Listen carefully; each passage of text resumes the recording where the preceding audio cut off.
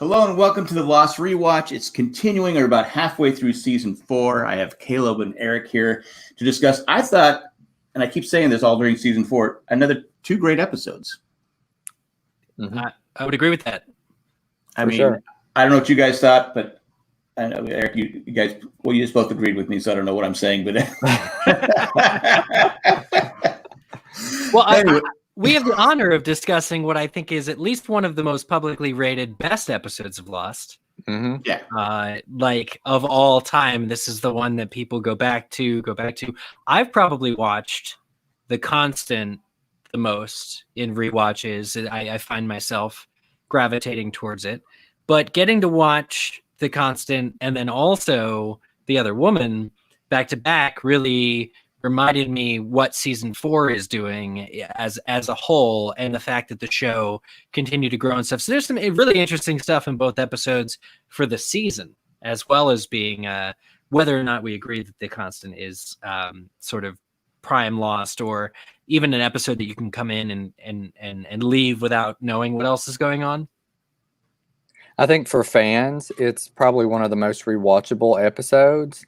And, you know, it's been known as the Christmas Eve episode. I know a lot of people who like to watch it on Christmas Eve, you know, with it being a love story, and that's the setting. And there's like one Christmas tree in it. But, you know, I think that's great. It's one of those kind of like expose where you can just, it's a fun episode. You can just hop in. And if you're, you know, if you've seen the show before, it's kind of self-contained a little bit.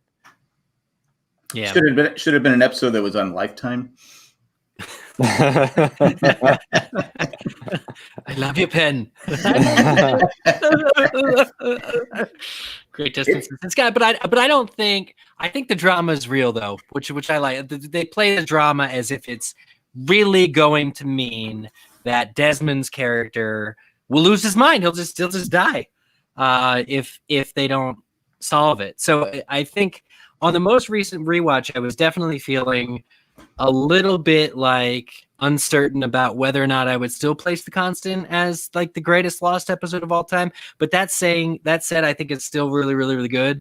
And also what stuck out for me was the friendship between Sayid and Desmond, because Sayid really makes it possible for Desmond to have his call. And right. Desmond in return doesn't know who Sayid is. Yeah. So like there's a great interaction there where it's just human beings in Sayid being decent to one another and treating one another's like problems as if they're their own, like, you know, serious. So yeah. I like that kind of loyalty angle, and that's what really pulled me through going, this is something you don't necessarily see every day, even on Lost. I think for me during this rewatch, and you mentioned Sayid, I've been saying pretty much since like season 2 that Sayid should have been the leader of the group. He's just the most practical. He's the most knowledgeable. He's the most level-headed. I mean, if you between Locke and Jack, it should have been Sayid. I think that's a fair analysis there. Yeah, definitely not Locke. Not a big Locke fan. Sayid never blew up a submarine. You know? No. Yeah. No. Or knifed somebody in the back. Well, I don't know.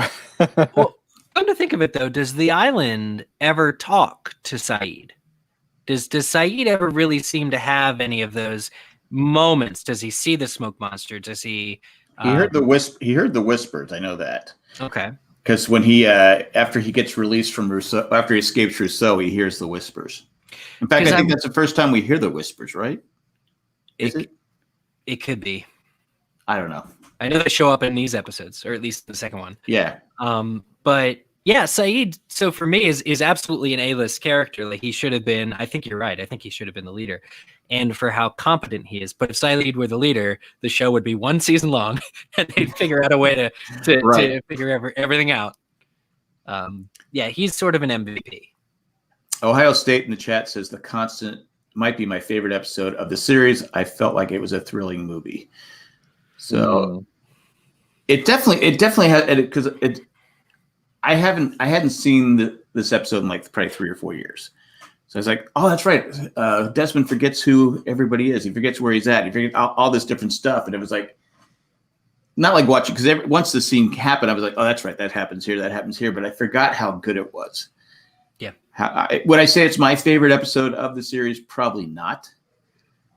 Just because I always go back to the pilot episode, because the pilot episode is like a movie. I mean, it's parts 1 and 2 are just amazing, and of course, Walkabout. Yeah. So it's hard to say but like you guys were saying, the constant that's what fans will say. That's my favorite episode. Mm-hmm. Yeah. See, I was during quarantine, I had made a list of my like favorite episodes, or like went through Lostpedia, and and so I pulled that up for a second. But yeah, it's not even in, really my top 20, because there's just so many. Like look at our audience. Look at our jaws. Jack and I's jaws are just like they dropped. Yeah. Well, see, what's your email so they can send your hate mail to you? Yeah. Not in the top 20? I mean, what? Okay, it's 19. It's 19. That's where there you go. Oh, okay. All right. That changes everything. Sorry. Yeah. All right. I thought it was said 29. But I have other ones listed, like greatest hits. The Charlie. That was just really good. And I'm not even a Charlie fan. And LaFleur, obviously, and then the finales of every season, and like you said, the pilot. So a lot of those really, One of Us from Juliet. I think that's my third favorite episode of all time. Oh my goodness! Elizabeth says it's her favorite. Timey-wiminess, yes. Yeah. Yes.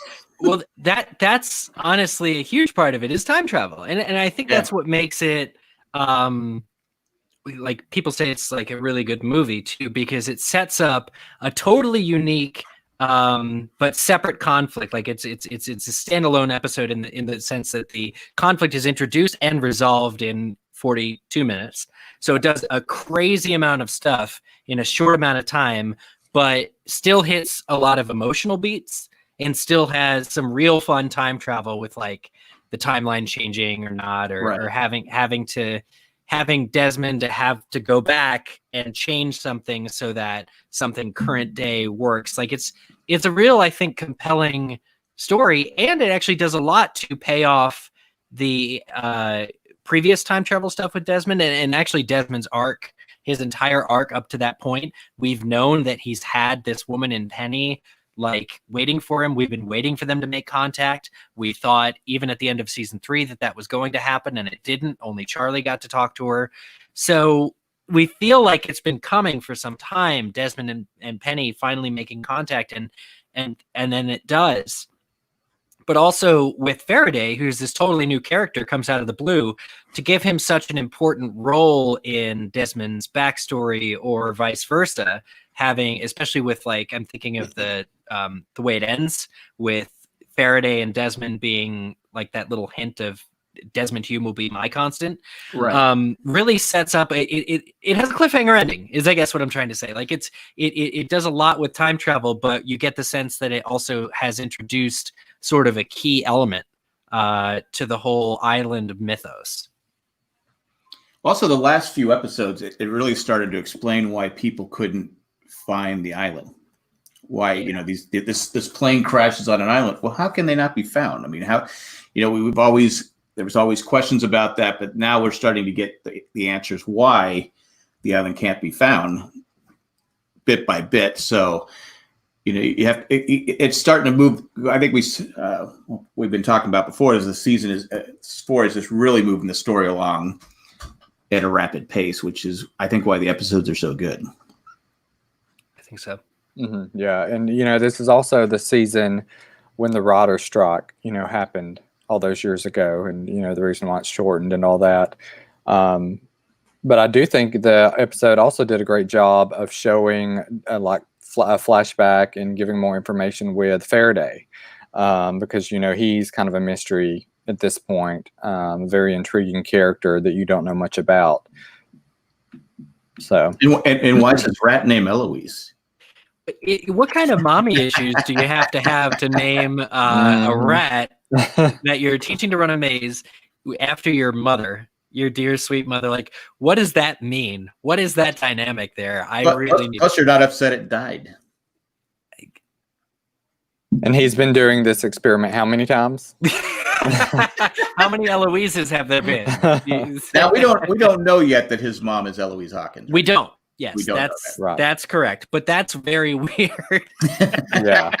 on a rewatch, that's very awkward. Right. Mm-hmm. At the time, where I think people were saying, because we knew there was Eloise Hawkins, but we didn't obviously couldn't put the two and two together. I don't think anyone came out and said, "Oh, that must be his mom." Yeah. I could be wrong. If there's someone out there that had that theory, I apologize, but I don't remember hearing it. But there's a lot of other greater mythology questions that sort of get tossed around here. Like we find Charles Widmore bidding on a diary from Tovard Hanso about like the Black Rock or something, and it's like, wow, we know about Charles Widmore. His name gets named up a lot this season. But here we see him. Desmond and he obviously have like a rapport, not a good one, but it's always enjoyable to watch those two in a room. And really just his lack of empathy to Desmond's situation, but then supreme care for his daughter is just so. And this is is this the first time we see him after Ben has threatened to kill? Or that hasn't happened yet. That hasn't happened. Okay, my bad. But yeah, so Charles Widmore, the Black Rock, we're like, this is how we found the island, which we know that's not the case now, but like it was a wonderful little nugget for people watching for the first time. Absolutely. Now, do you really think that was that out of character for Charles Widmore to give Desmond Penny's address? It kind of was, yeah. Yeah. Before that, hasn't he been like, I don't give. Stay away from her. Yeah. Because he said, I'll let her tell you. Yeah. And that doesn't seem like something Charles Widmore would do. I think it's just possible enough that he's so cocky at this point and he's so confident that Penny is over Desmond that he just flat out gives him the address. Like that he thinks it'll hurt more coming from her. Yeah. So I see what they did. I think the first time I saw it, I was like, really? Is that going to be like a fake address? Is it like you got punked? Or, what's going on? It's a pizza place or a pub or something. Because she turned her phone off or changed her number and moved. So if she went to those lengths, maybe Widmore is like, I want you to hear it from her, and it's going to cause you more heartbreak than just me telling you right now, because he's so conniving. Yeah. I guess technically she didn't welcome him back. So I guess it did. He was right. Widmore, I guess. That's a good point. Yeah.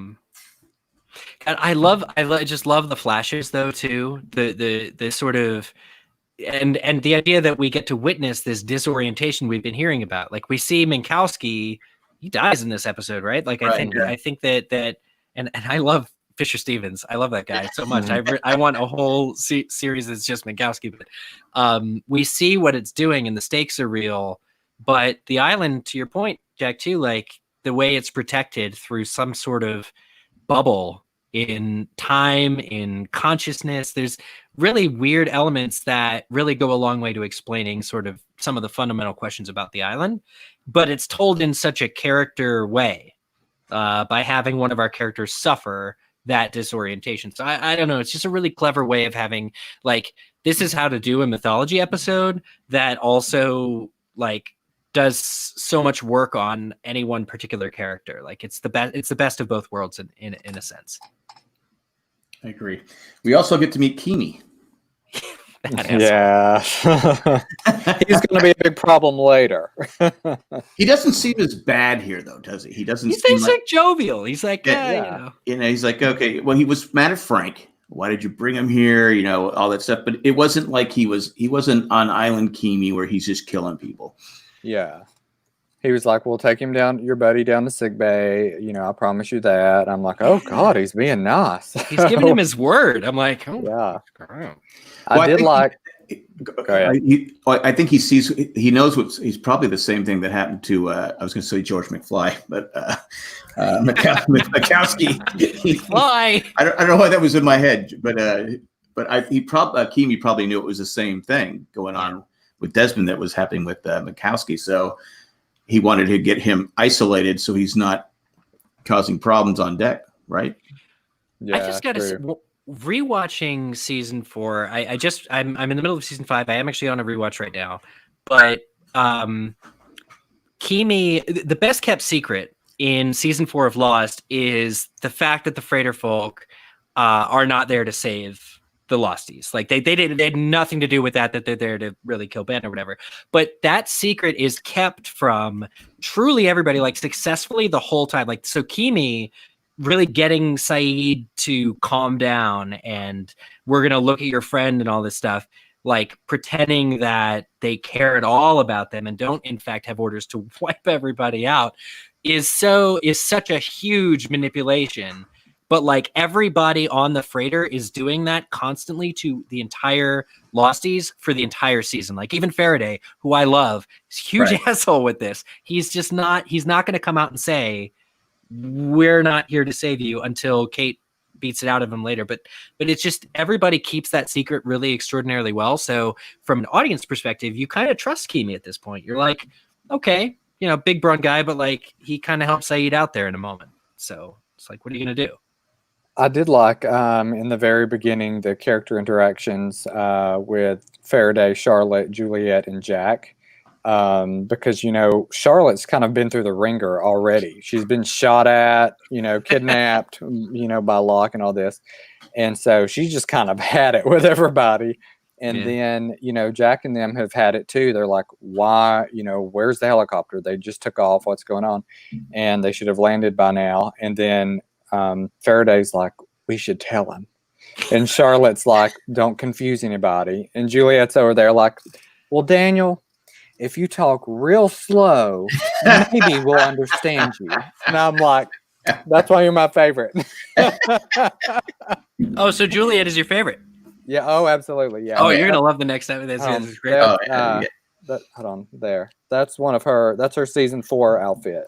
Oh, from, nice. The beginning of the end. If you can see that, yeah. Yeah. He likes her cooking. I think that's what he likes.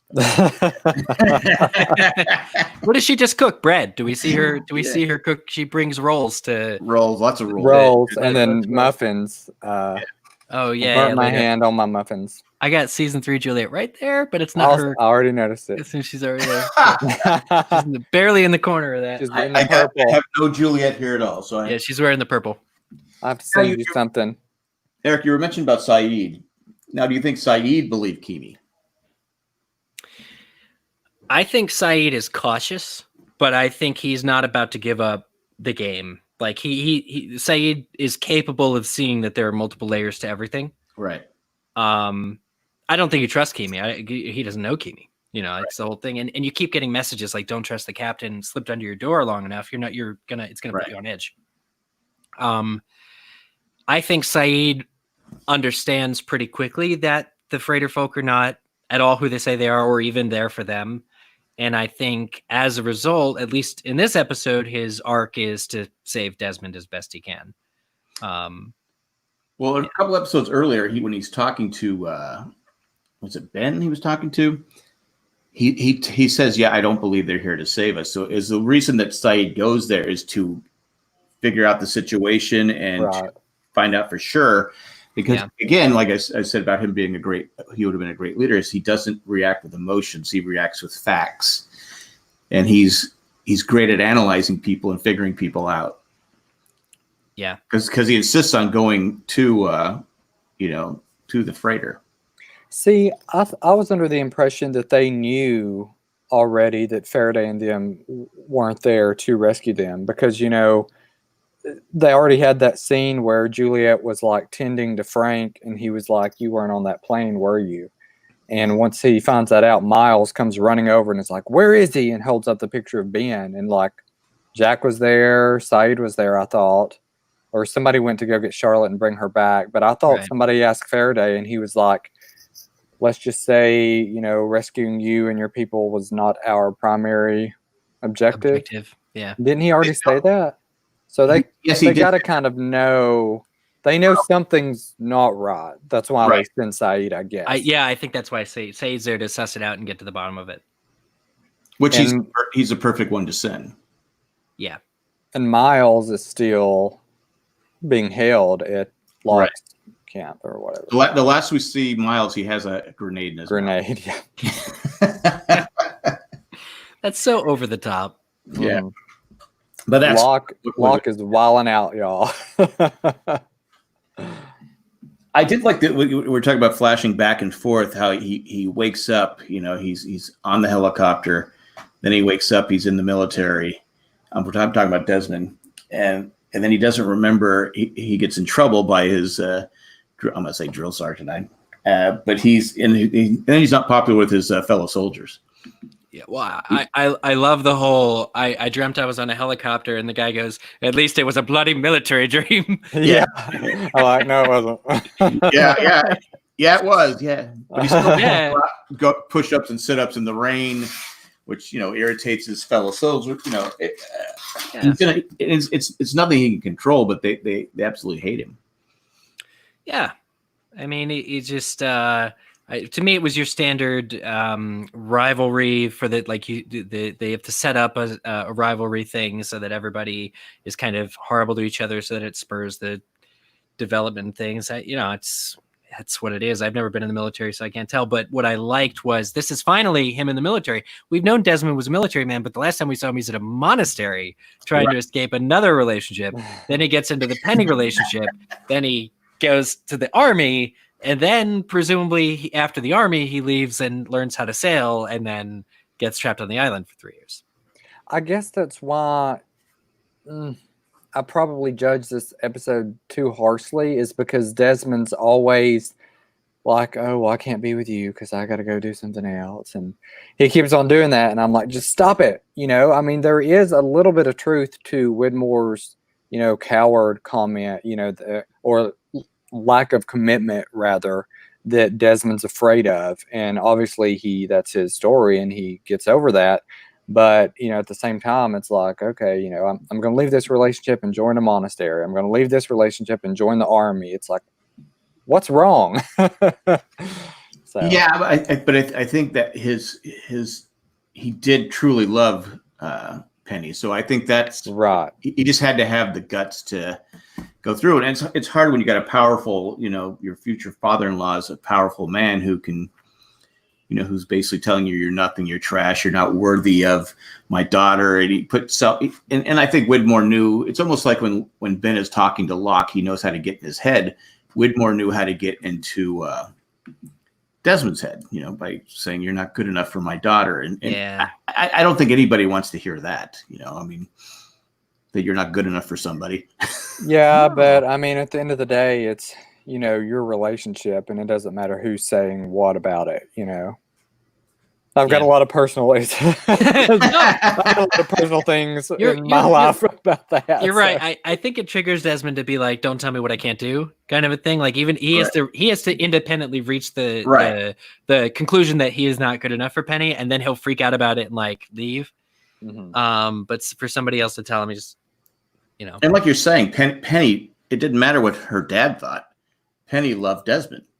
And that obviously that should have been enough, but Desmond has we all have flaws. Yeah. And I think that's why the show works, is because, they're not perfect, obviously not perfect. Mm-hmm. We've seen them going into season 4, but Desmond has flaws, and but we always wanted Penny. I think that's the character, 2 characters that we wanted to get together more than any of them, I would say. Agree. Well, I think, he was like, I'm going to win this race for love. And it's like, why are you going? I've got to get my honor back. Just stay with her. She wants you there. Stop. And of course that cost him 3 more years or however long before he even gets to see her again. But by that time, we, the audience, know, how much Desmond is in love with Penny and does love her so much. And that obviously he regrets the, that never made sense. Sailboat thing, probably. I don't think I could have gotten my wife by sailing around the world. It doesn't really. I don't think she would have been okay. I never understood that part. What we need a scene where like Jacob tells Desmond to go on the race around the world, or so it's like somebody important, so that it can be like this is where he decides to go. But I agree that part of it when rewatching Lost makes a little less sense. But specifically in the contents of this episode, I'm not going to call you for 8 years. And that's like happens to be when he's flashing to, and then he calls and they connect. It's the heart is just it's palpitating, and like the time travel is so well done in this episode. It's super freaky. Like Faraday's literally like, what year is it where you are? Okay, like where are you when you're there? Oh shit! Well, in 1994, I was at Oxford. Just go to take the channel, or take the train down, go to Oxford, find me. The whole find me. I get chills every time I see him say that, like that he knew enough about time travel even then, or how it works with the whole consciousness thing, to be able to send Desmond and apply some help, not in this time, but 8 years ago. That's awesome. Like, and plus he tried to save his life. Yeah. Yeah. So Faraday, I think, is the first of the freighter folk that we really, I mean, apart from Frank, who's really just the biggest fanboy of the 815ers. You start to just trust Faraday a little bit. He sucks at telling like them what's going on. He sucks at being upfront, but you really believe his heart's in the right place because he saves Desmond.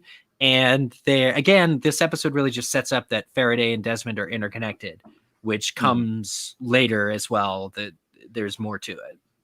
They also did a good job because Desmond writes down what Faraday's telling him. And then when he flashes, he looks, he doesn't have it on his hand. I love it. Later on when he's talking to Penny and he's why don't you just write it down if it's so important? It won't work. It wasn't like, okay, because if they hadn't shown us that scene, yes, I would have said, well, why don't you just write it down? Yeah. But it doesn't work. That was great. Way.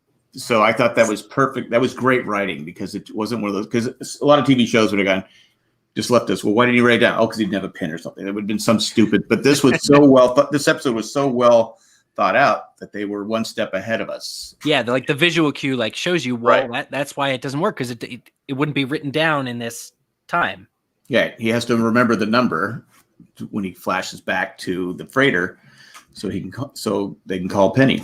Oh God, that too. Well, speaking of the numbers, there's a lot of numbers in this episode. There's almost, dare I say, there's too many numbers in this episode. Almost, yeah. I was like there and there and there. Yeah, you just really like, especially on a rewatch, you're like, man, Penny's address, the 2.342 at 11 hertz. There's so many helicopter numbers. 842. Yeah. It's a little. You could tell kind of that they maybe loaded the episode with the numbers in the hopes that it would be a good luck charm.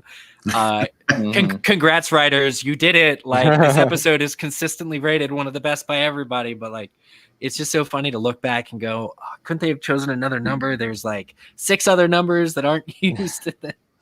Well, even knowing the outcome, I found myself being like, why didn't Faraday remember this? And then I remembered the only way that this episode or this concept even works is something has to happen to Faraday later on where he loses his mind. Right. That's the only way this concept works, and which is, I mean, obviously what happens.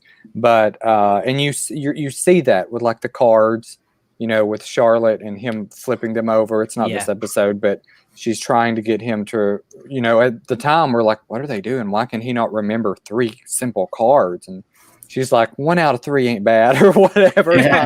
You're like, it's okay. But that's the only way this episode works is if the person Desmond's talking to in the future has somehow had an issue back in the past, which obviously he had, what happened to him. But oh yeah. Because Desmond, there's a line where Desmond asks him whether he wants protection for his head. And he's just like, well, I run this thing, so often.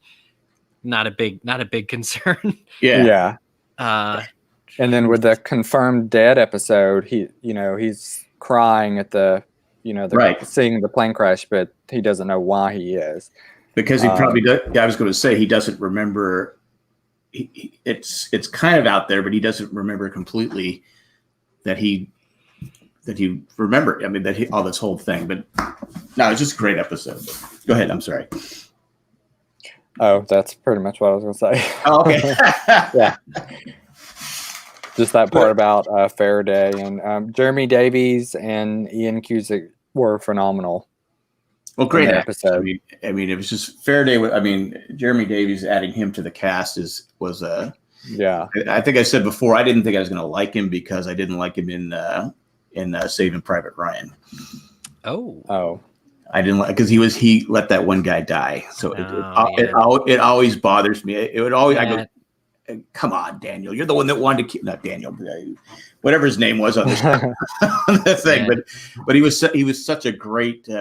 If you haven't seen Justified, he's amazing in a couple. Oh, that's really good to hear. Yeah, he's season 2, season 3, maybe another season after that. But he's fantastic in Justified. Another show, if you haven't seen, go watch. It's a great show. Sure. So is there anything else that we haven't talked about this episode? I mean, we had the Black Rock. Was there a problem with the Black Rock in 1845 that date was wrong? Was there? I forgot to look it up, but I remember there being a problem with that date. Did they say the journal was from somebody who was on the Black Rock at the time the journal was written, or it was I thought it was a captain's log or something from 1845, but I thought there was because the ship sailed either before or before that, but I could be wrong. It's possible. I think you're supposed to latch on to like Hanso, the name, and like Black Rock, and then not anything in the middle, just not. Wasn't his paddle? Wasn't it a number? It was 755, which I guess is not. If you add 7.5, you get 17. Okay, it's not even 17. Okay, okay, never mind. Plus 5. 7 plus 5 minus 5. Oh yeah. 7. Well, I mean that's still 7. Oh. 7 times 5 is 35 minus 5. I do know in the show when this episode came out because we all said, "Oh, the Black Rock." Now, how did it get to the middle of the island? We don't know yet. They didn't tell us. Yeah, it did bring up that. Oh my God. I'm not too thrilled with that answer, but you don't like it, how it ended up. It was just thrown in the middle of the jungle. Well, yeah, it's a magical island, right? Well, I wouldn't put anything past Jacob. It did give us. We don't find out till season 6 how the Black Rock ended up in the middle of the island. That was a great, and we see it the first season. Isn't the answer just the big? There was a big storm. Yeah, it's just a big wave. Yeah, that's why I'm like, yeah. And that's how the statue got broken too. And I'm like, that was one of the biggest mysteries. That should have, and the ship tsunami right into it. Oh well, whatever. It was Jacob's doing. It was all Jacob's doing. He brought it to the island, and I did write down that nosebleeds will be a running theme and important next season. That's true. Yeah, they really worked on setting up continuity, I think, a little bit, like future continuity, that it has something to do with your brain's ability to sense where it's at, the internal chronometer, that nosebleeds due to hemorrhaging. Like, I like that is set up here. You're right, like for the more or less the first time. Mm-hmm. Because this time travel is a little more complicated than Back to the Future and stuff that we've learned before in TV. And because before, I used to watch a lot of time travel shows. There was one in the 60s, Time Tunnel. Was that what it was? It was a tunnel that they ran into. And anyway, there was some other shows. Time travel was a lot easier. You couldn't screw everything up by going back in the past. Whereas now, we learned, Back to the Future, we learned if you go back, Marty was erasing and all his family was erasing because he screwed everything up. Yeah. But this show became a little more, TV became a little more sophisticated as time went on. This is what I'm trying to say. But it's more about like Desmond's consciousness traveling. Right. Instead of like his physical self, Right. Yeah. But I think, Eric, you mentioned how Saeed. I did like the scene at the end where Desmond remembers Saeed and how they became, but we still don't know who the man on the boat is who leaves. At this point, we still don't know who it is. I said last episode that Jay and I got first 4 episodes of this season. We got rough copies of it. I mean, it wasn't the special effects weren't put in it yet, and a lot of the stuff. But I remember watching the first episode when Ben said he had a man on the boat. I go, well, it's got to be Michael. and the only reason I said that because I knew he was coming back to the show. Oh, okay. So it wasn't like out of the blue. I said, oh, it's got to be Michael, but only because I had if I didn't know that Harold Perrineau was coming back to the show, I never would have said Michael. But we still don't know. We'll find that on the next 2 episodes. But overall, I really like The Constant. I probably have nothing against you, Caleb. I'd probably have a little higher than 19. I've never ranked the episodes. I've never gone and ranked them because I think that's a lot of work. I mean, it would be hard because I'd be like, oh wait, no, I forgot about this one. I forgot about that. Well, that's kind of what I did. Was I listed them all out, and then I kind of roughly did it, and I'd like to get to the point where I could do each episode by season color, by different color or something. That way you could see where the individual seasons, are. But I say 19, but I never looked at that sheet until just now after I first did it that first time and was randomly putting them to what I thought. I haven't went through every single one to be like, let me look at every detail and then do that. So it could be up even higher. Well, the Charlie selling copy machines one is at the bottom of the list, no matter what, right? Fire plus water. I did. Yeah, let me.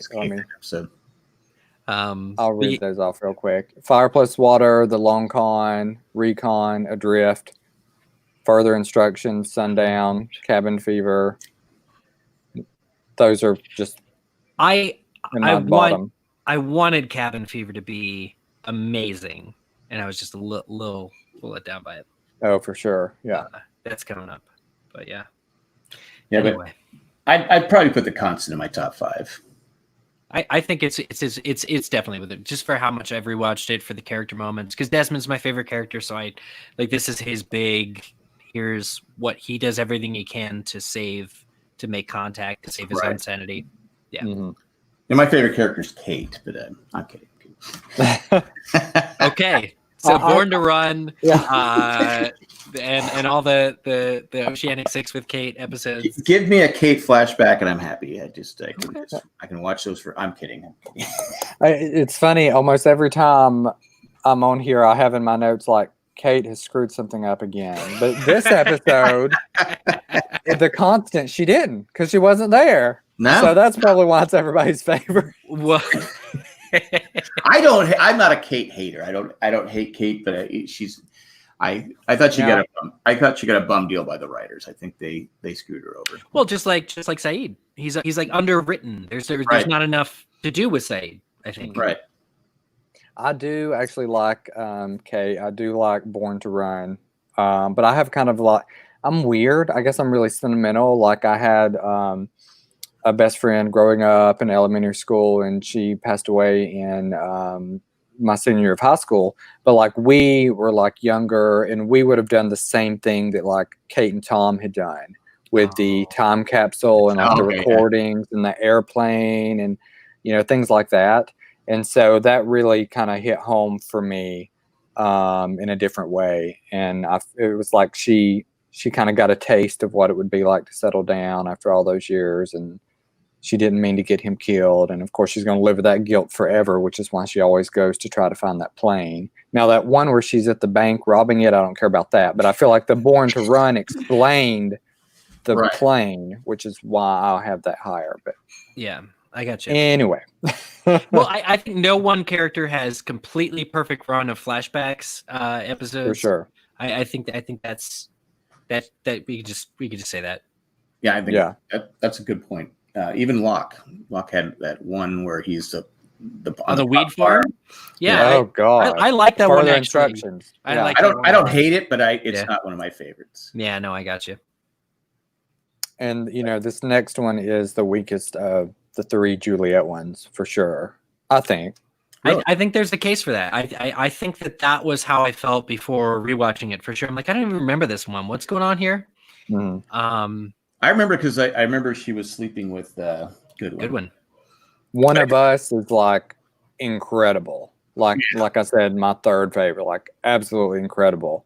That scene where she smacks the glass out of Ben's hand and, why can't you let me go home? And it also answered a lot of questions regarding, the birth on the island, why Claire was kidnapped, things like that.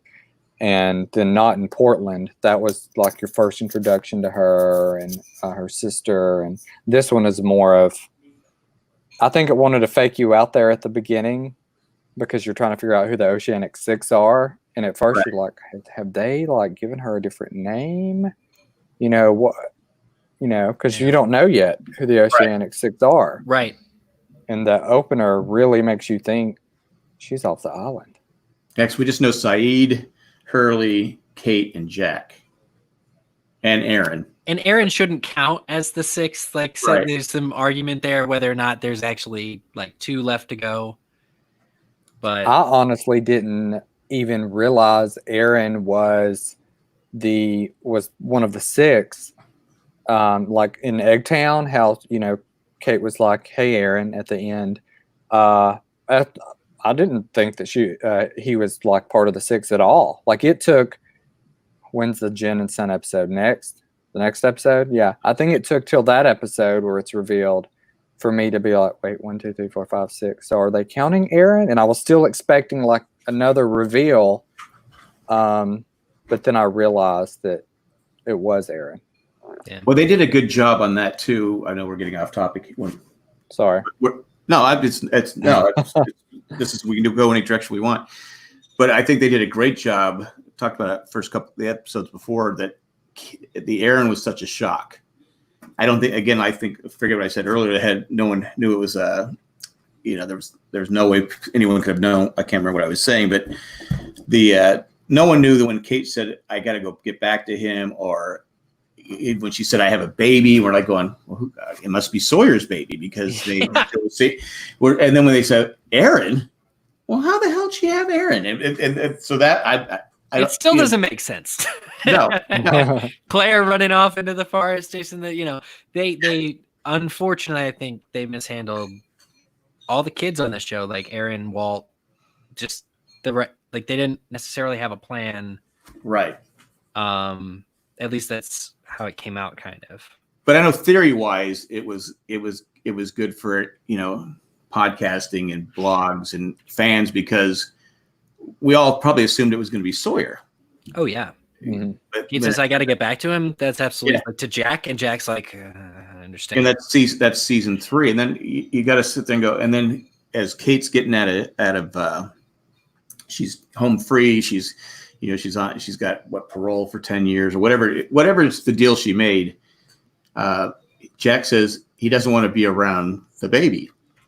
So we're still right. We're still, like, wow. we're still thinking it's got to be Sawyer's baby. Mm-hmm. But it turns out when they go Aaron, I go Aaron. Big shock, big twist.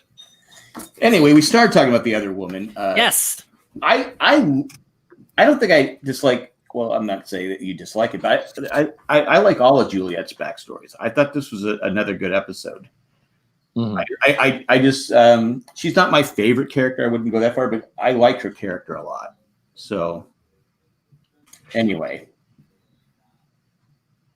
would you guys? I mean, obviously, well, Harper is an absolutely terrible therapist. That should be noted. Well, she's the only one, right? So she can do whatever. She's the worst. She's the only.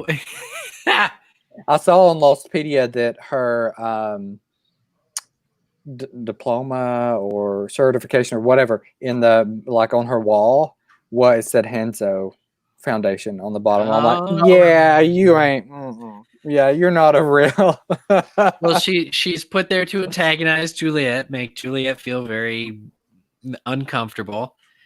To be fair, Juliet's sleeping with her husband. Like, what do you want out of objectivity? But not at first, though. No, not at first. Not at first. And that's what I love about the writing is that first confrontation where Harper kind of sneaks it in there that, oh yeah, it's not all about you. You're going to be yesterday's news. Yeah, exactly. Like it hits Juliet in a way that I think Elizabeth Mitchell plays it so brilliantly. It's like subtle, but she's like, I'm unnerved by that comment. Like I'm not trying to, and Harper's like, oh, I'm not trying. But then I think this episode is trying to do a lot. So I think everything with Juliet like works, like trying to get her character to where it has to be, where she's on the beach with Goodwin. So Harper was a jerk to Juliet first. Mm-hmm. Yeah. Right. And so Juliet just said, okay, I'll sleep with your husband. Right. I mean, well, and then you have it from Goodwin's side that he's been on the couch for a year, like right. that there's an unhappy marriage, but I don't know if the others just don't believe in divorce, but something's going on. So what's going on with that? I don't know, but the most interesting thing about Harper, since we started talking about her, is the fact that she can whisper disappear or whatever. Right. Do we know if she's native? Was the smoke monster in that scene? The and had died prior to that somehow, and I thought about that. That would make sense. But she delivers current information. She delivers current information about what Ben wants her to do. So if it is the smoke monster is 100% playing into current events in a way that I don't think we've ever seen before or after. I'm sure the smoke monster like actively kills some people, but delivering the message that Ben wants you to go to where these, like, she knew about the missing characters. I don't know. It's real hard for me to see it as any, but then it's also unclear how Ben would have told Harper because he's in the basement still chained up at this point. Right. Well, the Man in Black or whatever, he would have known, Smoke Monster would have known Juliet's fear of Ben and would have manipulated her to probably do that. And if you think of what Charlotte and Faraday were trying to do, they were trying to turn it off. And whereas Harper was like, they're going to, kill everybody. Yeah. Isn't that something Ben would do? But in reality, it's like, what if that's a smoke monster just wanting Juliet and Jack and their guns to go and gun down, a couple of more candidates. So the Man in Black's, sitting, prettier than he was, prior to that. It's because we never see Harper again, right? We don't see her. Right. That, which I think was mishandled. We should have seen her to at least to answer some of these questions. Yeah. Now, Locke has been locked in it's Ben's house, right? Yeah. Now, we never saw it, but could Ben had a way out of that basement that Locke didn't know about? Probably. I mean, that line, Ben is exactly where he wants to be. We see echoed by Miles later that Miles is exactly where he wants to. It's all about manipulation and espionage, and Harper's line is unsettling because we get the sense that dangerous, bad things are coming to Locke, basically. Because we never see. Not only do we not see her again, we didn't see her before Harper. Yeah.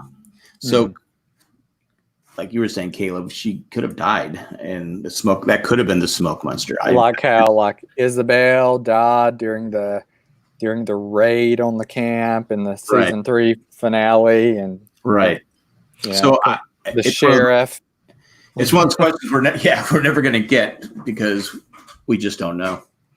Well, I always thought that the hostiles, meaning not the sort of modern day others, but the natives on the island who've spent so much time on the island, have picked up those traits like disappearing real fast. And I do love the shot in this episode when Jack is like comes up and Harper, it's just like and it just like flies. There's literally like something going away real fast, and Matthew Fox just does like this. What happened? What is going on? I'm like, that was the creepiest thing I've ever seen. It's like a horror movie all of a sudden. But he sees her. Yeah, he sees her. So so she was there, or her image was there. Her image was there, but it pissed off real fast. Like it just I'm gone. But I always thought that was something that the hostiles could do. That they whether they're bending the light or whatever you want to. Like they captured Cindy or whatever, and suddenly she was gone. Right. Or Cindy willingly left, or whatever is going on with Cindy. I always thought she left by choice. Just because she integrated pretty quickly and fairly well. Yeah, she had no issues, settling in. But it's just one of those. It's one of those things, the Harper thing, that because, like I said, Juliet first hears the whispers, right? So and then all of a sudden you see Harper appear. Getting now, ready. the whispers are the dead on the island, right? Yeah. Oh God, I hate that answer. Yeah, that's like the end of the season 6, and that's like the throwaway comment because everybody's wanting to know that answer. And the whispers. So maybe she is dead and she is trapped on the island, like Michael was. I'm using air quotes way too much right now. I don't know why. Yeah. Because she's a bad therapist, so that's why she's on. Yeah, I mean, she was obviously evil, just completely. But she did care about Goodwin because she was trying to warn Juliet that Ben would do Goodwin harm if they kept staying together. And that's probably why Ben also had her killed. Yeah, probably. That's true. Yeah, that is set up real well. The love, I think the love angle. There's a love triangle between Juliet, Ben, and Goodwin. Except Juliet doesn't want Ben any part of it. Goodwin doesn't care about Ben either. Nobody cares about Ben except Ben. But Ben is in a self-imposed love triangle between the two of them. But this episode, I think, sets it up really, really well. Like, you see the lengths with which Ben is willing to go to, and Ben is possessive as all hell. Like, scary possessive. Yeah. And the fact bringing Goodwin back in this episode is amazing. Because it fills in, it uses a character or at least if you're following the show, well enough, but also at the same time know nothing about. It places him at the new station that we meet in this episode, which also answers questions about the Purge and all that other stuff we knew about previously. So it really fills in a lot of gaps, I think, but also makes Juliet's situation, it heightens her need to get off the island so much more, because you understand to what extent Ben is willing to go to have her or possess her. Yeah, and I think it's another great way to show that Ben really did send Goodwin on a suicide mission, just kind of like Ethan, and then later Juliet to infiltrate the camp, which is why she knows, which is why she flips, and joins the castaways, because she knows she's like, and while she hates it every second, with a tape recorder and then stopping it and saying, I hate you. And she knows exactly what he did by sending her there, and that she's just having to put up with his crap until she can find the right moment to jump ship. But that it's just another, Ben using pawns right and left. Go over here, go over there. Well, we can see because Juliet knows who Ben, if you go to the end of season 3, she has no respect for him. She has no, because she tells Jack, if you can kill him. I mean, and now we see why, because she takes, what a crappy way to show, someone that their lover has died by showing him that body. And it's like going, that's just sick. That's a sick. And this doesn't he say to her, take all the time you need. I'll just be over here. Yeah. After he's like, you're mine. Take all the time you need. Yeah. See, a lot of people love Ben and think he had this, they think he had this great redemption arc. And I'm like, I don't see any redemption arc with Juliet. I need some explanation there. There was no, I'm sorry. He didn't acknowledge it. Nobody talked about it again. So he does tell Juliet, you were right. We should have got him out. Maybe we should have. What? Remember, he says to Juliet, because Juliet says, you got to get him out of there.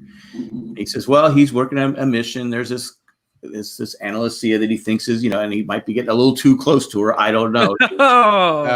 Yeah. But Juliet, I think he says, he goes, oh, you're right. We should have got Goodwin out. That's lip service, though. That's totally and I'm about to show you his corpse and gloat. You don't think he's being sincere? No. Hell no. Not a little bit. Because Ben knows, they have everybody's file. They know about Ana Lucia. They know she's a loose cannon, or that she can be provoked to. They know after all the harm that they've pulled on the tail section that if they find out that Goodwin is who he is, they're going to kill him. It was there was no question. It And just they but did- it yeah. It just In that very beginning, the opening scene, and then where Ben like gives Juliet the house, I love her hair. I think it's just gorgeous. You know, usually it's like straight or, you know, island messy or in a bun or whatever, but like that curl or what the way she had it pulled back, I just thought it was gorgeous. Well, she's still happy at this point. Yeah, Yeah. true. That's a great that's something great that they put in there to kind of be like, you know, she's happy and now she's a mess. Because I said at the season 3 finale, as I said, you have Jack is unhappy off the island. He's miserable, and it shows. He's a mess. Whereas Kate seems to be happy after we know she has a baby, and she's never looked better. So they have. I think Lost also does a good job of that, of visual, stuff where you say, okay, yeah, Jack's a mess, Jack's unhappy, Kate's happy, Kate looks good, and like you said, Juliet she's first there. Oh, I get a house. You're too good to me, and then the next thing, I think we see her crying because the patients keep dying, and it's affecting her. She has a heart, where Ben doesn't care. right. He died. Oh well, we'll find someone else. Well, that scene where she's, sitting on the floor crying, it made me think like, how many days did you do this? Poor girl. I mean, I say it every time I'm on here talking about Juliet, but like, dealing with that for 3 years and the emotional trauma of being, held against your will and kidnapped like that, it's just a million wonders she was in her right frame of mind at the end of it, And no contact with the outside world, your family, her sister, her nephew. You can see why she latched on to. Good one. Right. Yeah. I was about to say somebody gave her some positive attention, and it's like the first male to really do so because her ex-husband was an ass, and Ben obviously is too. Yeah.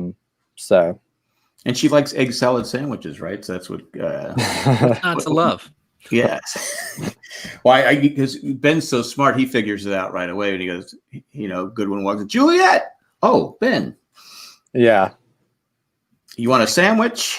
I already ate. He signed his death warrant by doing Yeah, that. he did. Yeah.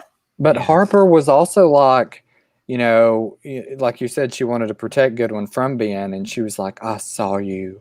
I followed you. I watched you. I'm like, you're crazy. Why We do that get to it. yourself? Why torture You're weird. yourself? Yeah. Why torture yourself?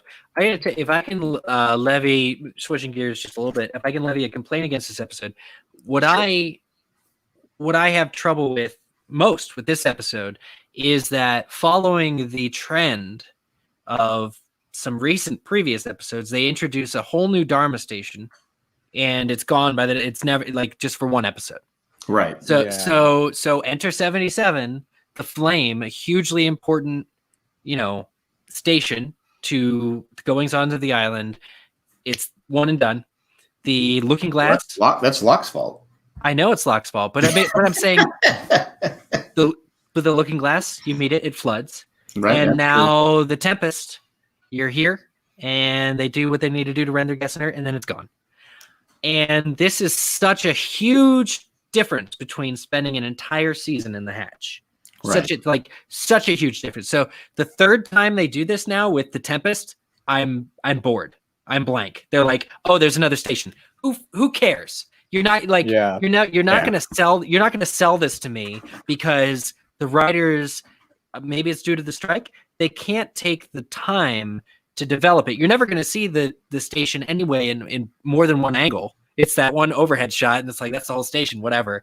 I'm hurt because as someone who loved the station, as someone who loved the blast door map, and the fact that the Swan really felt lived in, it's offensive to the very core to me to see a station gone that quick, whether it's Locke or anybody. And so the Tempest, it works to answer the question, by which means did Ben kill everybody in the Purge?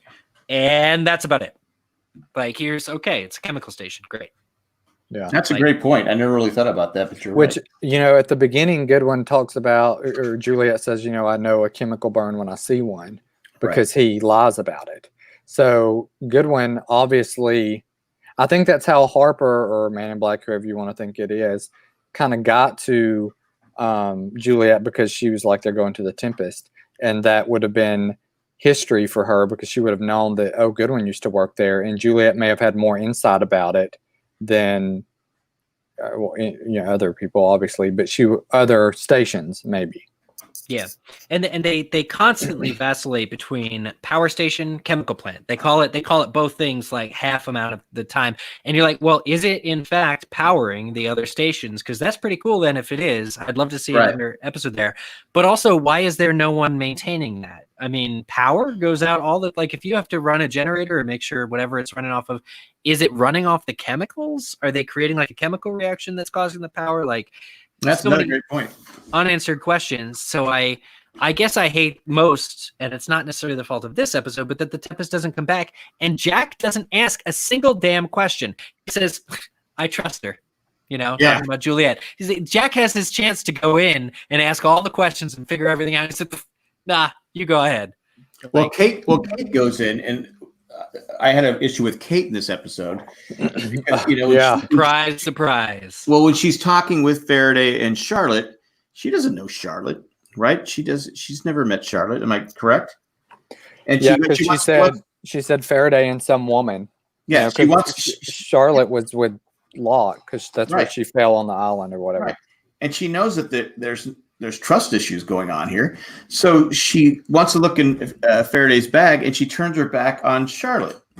And Charlotte hits her over the head, knocks her. It's a rookie mistake.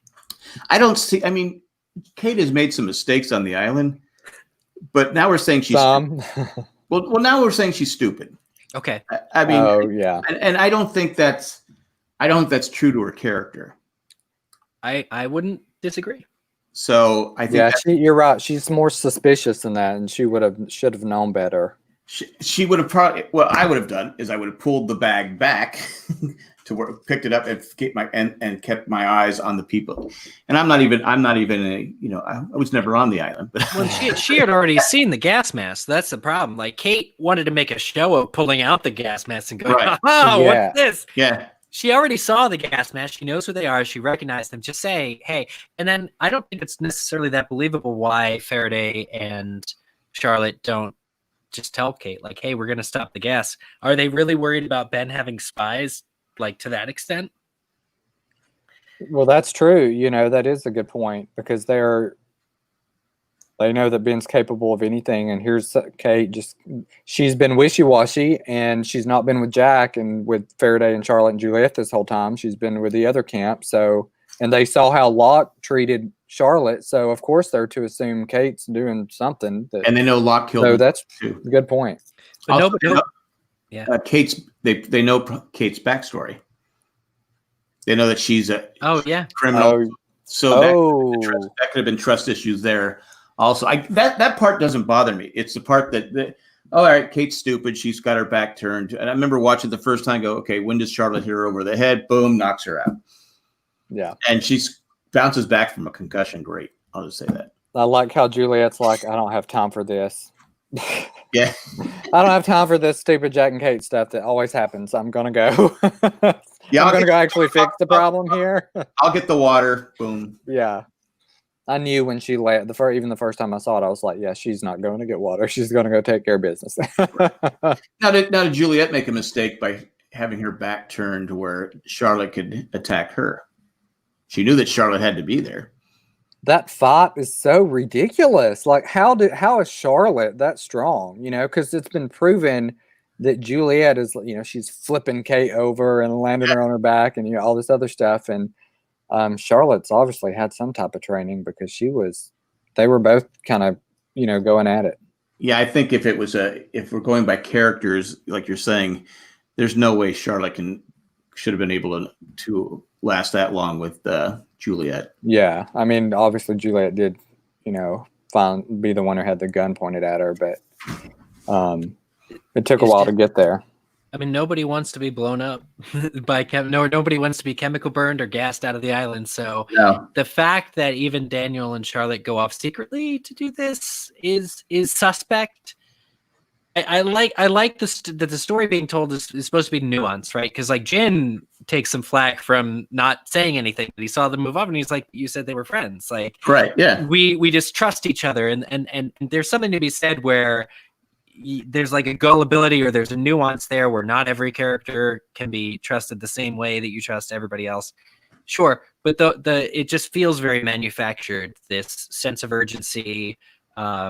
The fact that there's some kind of protocol. I mean, we didn't run into any other hostels, or Ben didn't have anybody else at the Tempest that we saw that was like standing over it or looking at it. Presumably it's a station that is doing its job unaided until it's not.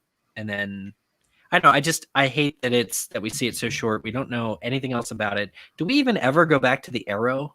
And we haven't seen that for years. Do you guys remember going back to the Arrow? Like, there've just been at this point, I think, too many stations for me that are just gone. And given how much time we spent in the Swan, I feel that that's offensive. But the Hydra, I think the only reason we get so much time in the Hydra is because we need it to understand everything else about the island.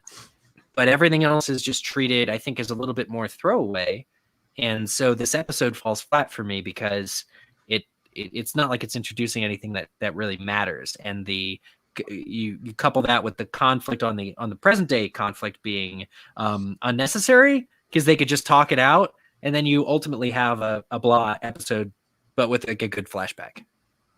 Well, first of all, I think that Charlotte and Faraday probably, or all of them, their primary mission, or one of the first things they needed to do when they got to the island was to, do that at the Tempest. But with everything that happened to Desmond on the helicopter, that kind of took precedent, so it pushed it back. So when they got a moment to themselves, they were finally like, let's go. And if they had told people any second Ben could do this and kill everybody, it caused like mass hysteria. And I'm glad you brought that up about Jen and him being like, well, I thought they were friends. And because right before that, there's a really sweet moment, and I love Juliet and Sun's relationship, but there's a really sweet moment where Sun helps her.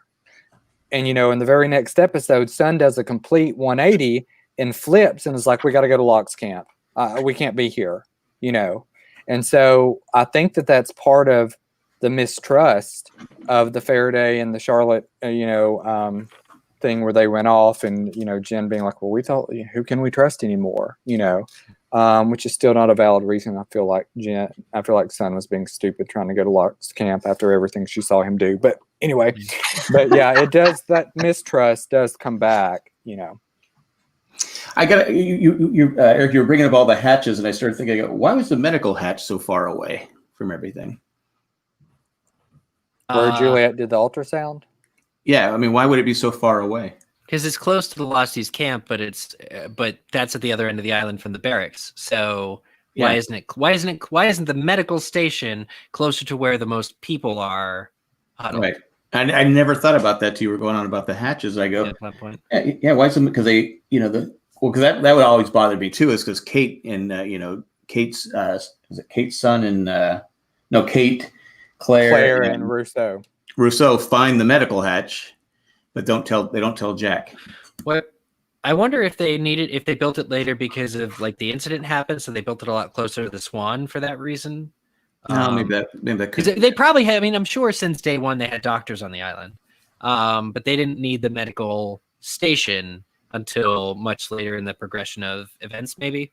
But the Swan station, you only had 2 people in there, right? So yeah, I don't know. I just that's a fair question. I never thought about it till you started talking. I was like going, yeah. I get some of the the what's the one where the plane Yemi's plane lands on top of it. Oh, the Pearl. It's Pearl. I get that one. I get the Swan. I get you want to be in different parts of the island, but I was like going, why is the medical hatch so far away from everything else? Because it's a jungle. You can't like get in a car and drive. I mean, I guess they have the VW bus, but maybe in the 70s. Yeah. Wait a minute. Juliet was in this flashback. It shows her like in the medical whatever where she's working and stuff. And then when they're in the 70s and she's helping Ben, they're in a young Ben. They're in the barracks. And when she takes Sun there in season 3 to the medical station that's not at the barracks, the what's it called, Pearl or whatever it's called, staff. She tells Sun's like, "What is this?" Juliet says, "This is where we brought the mothers to die." So that doesn't necessarily mean this is a medical station where, like, you need a Band-Aid, you go there. Right. I think there's inside the barracks, there's a place where Juliet was working. So why was it built? It wasn't built to have was it always built to have the mothers die there because they always did? It would have been built before the barracks. That's what I'm saying, but I'm saying, what was its original purpose? Was that always its original purpose, to bring mothers there that were going to die because you can't have a baby on the island and maybe have them comfort? But if you had a staph infection, you went there. That was the first and only primary reason. Okay. I'm surprised the arrow doesn't come back. Because that was the one that was supposed to be about studying the hospitals. That was, right? You were supposed to go get your bow and arrows there. And the staff was for people with staph infections. The arrow was to stock up on arrows. So so the other woman just reminds me, I guess, of the failings of other episodes and other times to fully flesh out. I guess I'm just chasing the high of the swan for so long about it, but they did mention Zach and Emma. And Ben says, "Well, they're kids. They'll get over it." Evil, he's so evil. But I liked how it, we're like, oh, so Juliet was, she was kind of not taking care of them. I wouldn't say like, I guess Cindy is, but more so checking in on them in like a motherly way, which is great. And I did find the line very interesting, where Goodwin, is like, "I heard we lost Henrietta today. It's not your fault." And Juliet's like, I was brought to this island to prevent the mothers from dying, and they keep dying. Whose fault is it? And I'm like, it's your fault. It's your fault. Oh, it's so sad. And I do like the way, because of the incident, like everybody got that right. Yeah. Okay. I needed the reminder. Thank you. I don't know, like, not no, like, yeah, are you again, stupid, but like, do you believe that the incident caused the pregnancy issues? Therefore, Juliet was brought to the island to fix the problems that she started. Oh, yeah. I love that though. That's real cool. I blame Jacob 100%. He should have met with the Losties on like day 3, been like, "Hey, here's the deal. How's it going? I don't want to do this job anymore. My brother's an ass." Yeah. You guys understand. You know about brothers being an asshole. You know about your dad being They could have kidnapped Claire they did, but they could have got Claire to see if she could give birth, and kidnapped Jack so he could do surgery on Ben, and then flip the poison gas switch and kill everybody else, and then Well, here's the thing about the pregnancy thing. We still don't know how Annie died. Right? Like that, Annie, we do not come up with. I say Annie is. I've always said Annie is Claire, Kate's mom. Oh. I've always had the theory that Annie was Kate's, the one that you're talking about, the girl on the swing, Ben's childhood friend, right? Yeah. I've never heard this before. I want to know more. What? I just have always believed, because she's a blonde-haired girl, and then I think we see Kate's mom in that. I think we see her in the same episode. I could be wrong, but I've always believed that she was Annie. I thought Annie had light brown hair. I don't know. I've always thought that Kate's mom was. And then we forgot to mention too, because Harper says, "Well, you look like her." Right. Presumably that's Annie, right? Or Ben's mother, or both. Oh yeah. Oh, mother, yeah. I forgot about that. But in Ben's house, he has that painting. Yeah. Yeah, that's a real Oedipal kind of conversation there. Then that Harper is saying that Juliet looks like Ben's mom. I assumed Annie, but I think you're right. I think it looks closer to his mom. But the whole Annie thing, I bring it up because depending on how she died, that could be why Ben is so obsessed with the pregnancies and why it's failing. And ultimately, I think that does come back to Jacob a little bit, because I think Ben is ignoring the mission and getting focused on the pregnancies, and others throughout these episodes are complaining that he's really hung up about this, and that's why he brought Juliet to the island. Like, she's a hotshot fertility doctor and all this stuff. So the reason that Juliet is on this island putting up with all this crap is because of Ben's fixation on this, which he may or may not have a personal connection with. I mean, even the fact that his mother died. Yeah, I was gonna say he does, because his mom died giving birth. Yeah. So I guess that can be it then. It doesn't have anything to do with Annie necessarily. Like, if she died giving birth to their kid. Like, I'm just surprised we never got like an Annie flashback. And his childhood was changed forever because his dad became such a jerk. Yeah, Roger Workman. Yeah. Yeah.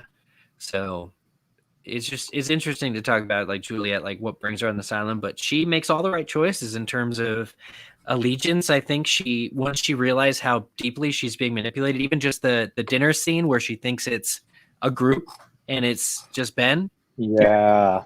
You like dinner rolls? Yes, I do.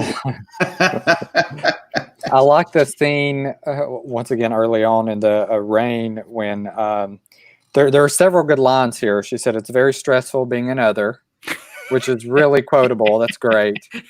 And then she was like, "Trust me, Jack, you don't want to see my file." Right. And I was like, God, if they only knew what's in her file. Bless her heart. I'm just so like, caused the incident, worked in the motor pool for a couple years, But I did like the scene at the end where Sawyer and Hurley see Ben walking free, and they're like going, and then when Ben says, "I'll see you at dinner tonight." Yep. Well, this episode just absolutely solidified my hatred for obviously Ben, but Locke, because of what an ass he was to Claire. And I'm not a big fan of Claire. I don't really care too much. But when she's like, all they said was that it wasn't a Penny's boat. Don't you want to know whose it is? And, she says, like, you killed one of them, Naomi. And she's like, Ben shot one of them, Charlotte. And now we're holding one hostage, Miles. They have plenty of reason to think we're hostile.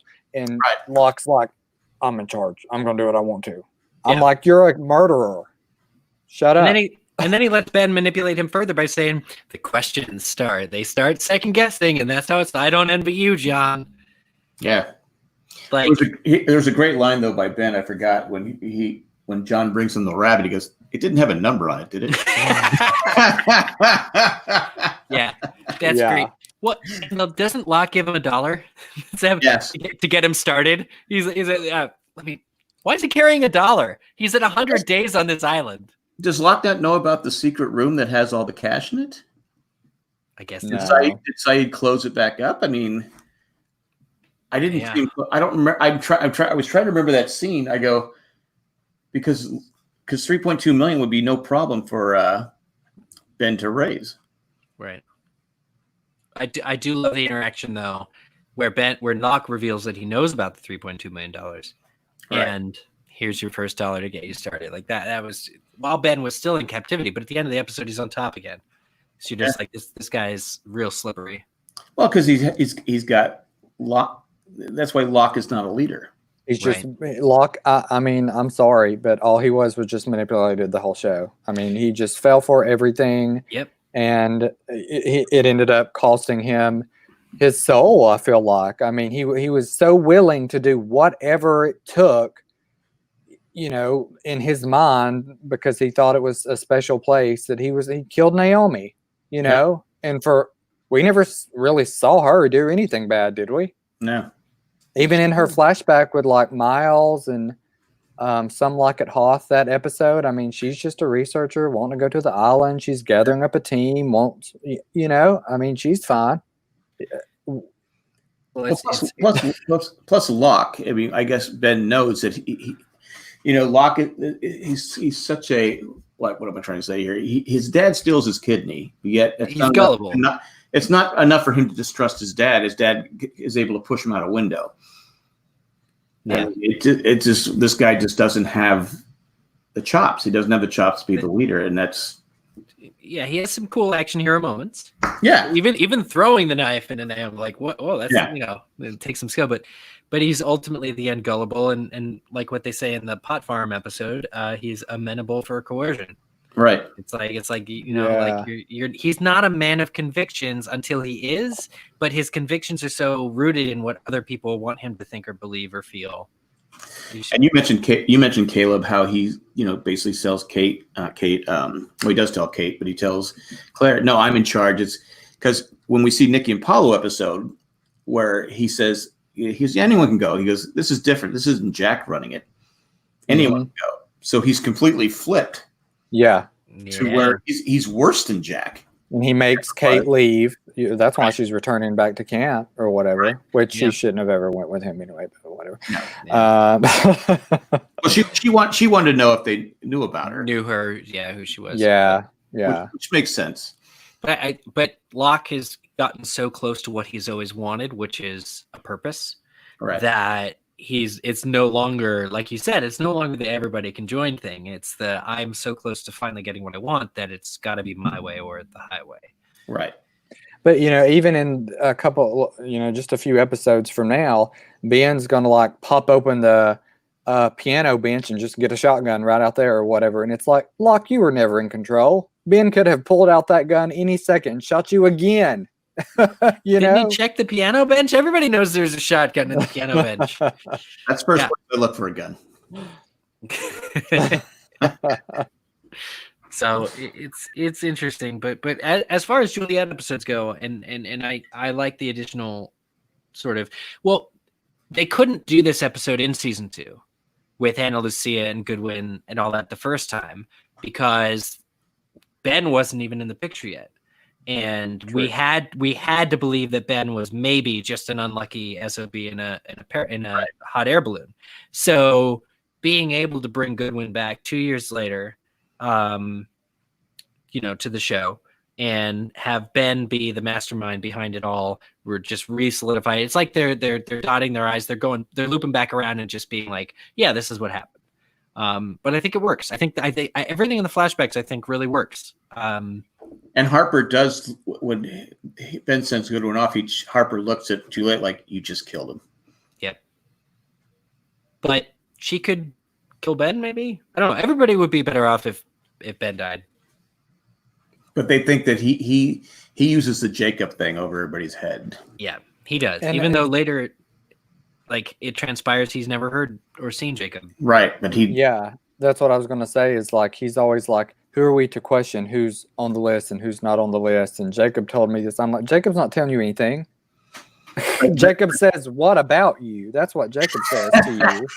But you're that insignificant. People are afraid of Ben because he has that power over them of this Jacob, larger than life. Mm-hmm. There are things that happen on the island that can't be explained, and it's because of Jacob. So that's where Ben uses his power and is able to get in people's heads. And, well, you can kill me, but then Jacob's going to be mad at you. And Jacob's curing the cancer, and right. Except for mine, Jacob. I mean, Ben. That should have been the biggest sign. It was to some people, but the fact that Ben got sick on an island when nobody gets sick, but they were so loyal to him. So yeah. Another great reveal is Ben showing Locke what's in the safe. Yes, with Widmore, Red Sox. Yeah. That same tape, that same VHS tape, showing the video of Widmore beating a man up or whatever. And doesn't he reveal doesn't he say like, who else would have the means to, put a plane at the bottom of the ocean with all these bodies? And here's pictures of the dug up graves or whatever. Am I mixing episodes? I think that's next. I think that's down the road. That's Meet Kevin Johnson. We see the graves, but I could have swore us. But okay. he does talk about. I think he blames Widmore for putting the plane at the bottom of the ocean, which we know is true. But he completely omits that Widmore. We don't find out that Widmore's ever been to the island already till season. Right. You're still like, can we trust Ben? And Ben knows he's been to the island, right? Yeah. Yeah. Presumably it was through trickery of Ben that got Whitmore to leave the island. Right. Yeah, that's right. So, yeah, Ben's lying. He's already lying to Locke. He gives him enough information that he knows that Locke will go crazy over, but in the end, he's still lying to him. Yeah. And he is at Eggtown when Locke throws the plate against the wall because he's so angry. See, and Ben's like smiling. Yeah, again, that's another problem with Locke. Yeah, I might have thrown a fit too, but I would have gone all the way where no one could hear me, and I just would throw the plate. I wouldn't do it 10 feet outside the door. I'd let he got to me. That's rule number one. You never let people know they've gotten to you. You have to kind of. Oh, yeah. That's very true. We see Mr. Friendly in this episode, right? Yes, we do. And that he was well used after his death. After his character's death, the fact they bring him back, obviously a much bigger role in Meet Kevin Johnson, where they add a lot to his character in that. But seeing him just always brings a smile to my face. But puts you in a place and time, and the B4 Island thing. It just, as a supporting cast member, it was great. And seeing A Tale of Two Cities retold, the plane crash whole interaction, right, with Harper and Goodwin kind of perspective was clever. And I don't know that I don't know they've done that before. Maybe they did with Live Together, Die Alone, because you see that from like Nikki and Paolo's side. You see that from like you see it, but this one was it was a different. They did it. They don't use it often, but when they do, it's like pretty cool that you see a place and time, but from someone else's perspective. Yeah. Since you brought it up, I will go ahead and mention it. But yeah, like you said about Tom, obviously you said they added, things to his character. I guess he's gay. And yeah, I don't like how they took a villain approach to that, which has been done so much in the media. But I found myself thinking about this because he interrupts the therapy session at the very beginning. And you're like, oh, they're on the island. Juliet's not been rescued. They're on the island. And he's like, sorry to interrupt, but the boss wants to see Juliet or whatever. And as he's walking with Juliet, he says, Harper can be rough or whatever, but in a week she'll have you crying about your dad. And he's like, I know from personal experience. And I was like, I wonder if your dad was unaccepting of you and your sexuality, if that's why you've kind of turned evil and crazy, kidnapping kids. But was he evil, or was he just doing his job as a soldier? I mean, he was just doing what Ben told him to do. And Tom's most evil moment is what Sawyer kills him for, is taking the kid off the boat. Right. Like that's the evil moment. That's where you're literally depriving a father of a son. Everything else I could really see is doing. But would Tom do that if he wasn't told? Would he have gone and taken Walt off the boat if he wasn't told by Ben, you have to go take the boy off the boat? Well, probably most people on the show wouldn't have done anything they would have done had it not been for Ben, but that doesn't give them an excuse. It doesn't, but I'm just saying, sometimes, you have to do what you don't want to do because he's being told, let's face it, he's being told that the guy running the island, Jacob, has this. I'm sure that's how Ben says it. We got to do this. We got to bring the kids here because we're better with kids. The kids are better with us. And yeah. I think it's conceivable you could buy into the kids will have a better life here than living off the beach, but it's the other's choice to not welcome the Losties. I agree 100%. I've always said that the Losties had no choice of coming to the island. That Jacobs actually is a bad guy, in my opinion, because he brought people there and they died. It's just he didn't care because he was trying to beat his brother in a game. Yeah. So, Tom, like I said, I don't see him as a. I always like Tom, so it's hard for me to see him as a bad guy. That's why they call him Mr. Friendly, right? when we see the scene taking Walt up, so we think he's in charge. And Ben even and I think Jack said at the dock, I said, I thought Tom was in charge. No. Ben's like, yeah. But wait, wasn't there? It definitely wasn't season 1, but it must have been season 2. There's literally a couple of times they see Tom in the beard, which they later find The costumes and stuff. glue in the staff. But wasn't there for like a whole season, I think, there's a line you go to and then you shake a stick or something, and then the others will literally come out, and like they're able to summon the others that way a couple of times, or is it just once? But like they go up to the line, and Tom's always there. Like, if you cross this line, yes. Yeah. So like I want that to come back or understand, but like Tom, I would have to go back to those scenes to really make a judgment call on Tom, because that's when he's foremost in charge of selling the lie. And I don't know, like whether or not because you'd argue ultimately whether or not he enjoys lying to these people. And that would kind of be your, like the moral compass, like, or if he's just like doing it because it's a job or whatever. You see him playing catch with Jack football. I mean, they seem. How bad can he be, honestly? Well, if you think back to a Juliet episode, when Jack's doing, the Not in Portland episode, she begs Jack, like, kill Ben on the table, and Jack does what he does. Well, it's Tom there who, kind of gives Juliet up. Well, I mean, Jack does too, but like Tom doesn't do anything to help the situation. I felt like if he was tired of being manipulated by Ben and didn't like taking kids and doing all this killing people or whatever, then that would have been his chance to get rid of Ben too. Just like Juliet was trying to do. But why is everybody afraid of Ben except Juliet? These others have been convinced that they're the good guys. And then you do have the good moments, like you said, where he's playing football and he seems pretty cordial with Jack and Juliet. And then there was another instance I had just thought of when, like when Sawyer and Kate are like having to break rocks. I think he's there, but he's not being mean. He's just kind of standing there. And then, he's like, Pickett is far worse than Tom, and you have. For sure. Pickett's awful. Yeah, but I do remember being genuinely surprised when Tom got shot and killed. I do remember feeling like I felt good enough about the character of Tom that his death felt unwarranted at the time, even though all we've seen, when Sawyer finally guns him down, I was like, he didn't deserve to go like that. So, and now that you mention it, even after that happens, it pans to Juliet and she kind of jumps like, oh no, I didn't really want that to happen, So maybe get her sense of the man. Yeah, and she would know more than anybody. So I guess she would. I don't know. Maybe he isn't all bad, and it was just like you said, doing things. I mean, a lot of them were doing things because of Ben, but right. Again, Ben believes they're the good guys, and they're doing things because this guy has a list, and this guy that is controlling the island, the magic of the island.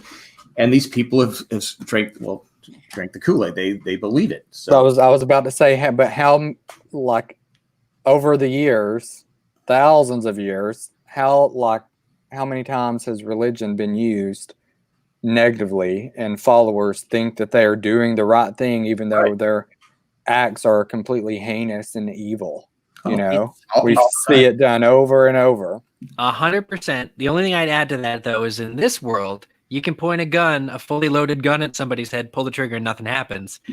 That's magic. Like that, you're actually seeing like who can doubt Jacob's interference when you literally are not allowed to pull a trigger on a gun and kill somebody like that? Like Kevin Johnson is protected. I know it's not till later, but like the island really does have a way of preventing certain people from dying. And if you see that enough, if you're around it enough, you can't help but believe that you have a higher cause. I'm not saying it's right.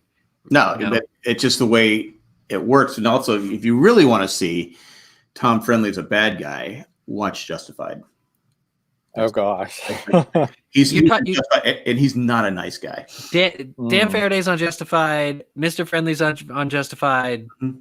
Everybody's on Justified. Let's see. Who else is on Justified? There's a lot. If you seen Deadwood? Yeah. Almost everybody that was in Deadwood was on Justified. That's cool. Except Ian McShane and the guy that played Farnham. I don't think they were on it. Right. But almost everybody else was on it. And there's a lot of people from Lost that were on Justified. That's cool. He has a I think it's season 2. Maybe season 1. I don't know. Yep. But again, yeah, he's a real nice guy, and he unjustified. So, what did you think about the "You're mine" line by Ben? Creepy. Well, Possessive. Yeah, it's no way to get someone to love you. oh, for That's sure. not the way, Ben. It's just not the way. I think that ship had sailed a while ago. But that if you were looking for something, like maybe flowers or something, maybe something, but you don't tell someone you're mine after you show them a dead body of your lover. That's not a selling point.